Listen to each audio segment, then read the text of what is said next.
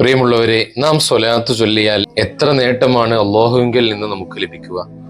ഒരു ഹദീസിൽ കാണാം, മൻ സ്വല്ലാ അലയ്യ കുല്ല യൗമിൻ മിഅത മറ.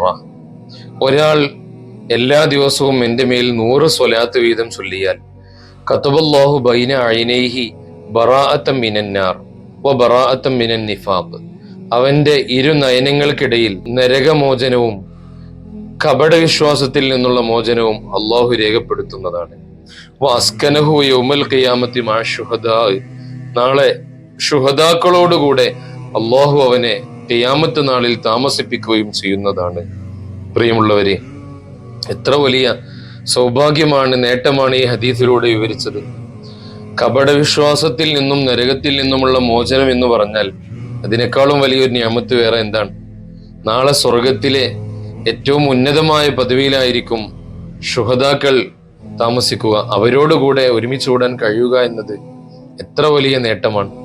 അതിനെന്താണ് നബി സല്ലല്ലാഹു അലൈഹി വസല്ലം നിങ്ങൾ പറഞ്ഞത്? എല്ലാ ദിവസവും ഒരു 100 സ്വലാത്തെങ്കിലും ചൊല്ലുക.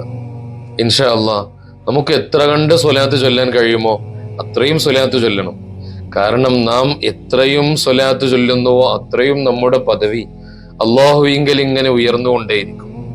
അതുകൊണ്ട് എത്ര തിരക്കുള്ളവരാണെങ്കിലും ഒരു ചുരുക്കം 100 സ്വലാത്തെങ്കിലും ദിവസം ചൊല്ലാൻ ശ്രമിക്കണം. അള്ളാഹു തൗഫീഖ് നൽകട്ടെ. കഴിയുന്നവർ കൂടുതലായി ചൊല്ലണം. അസ്സലാമു അലൈക്കും വറഹ്മത്തുള്ളാഹി.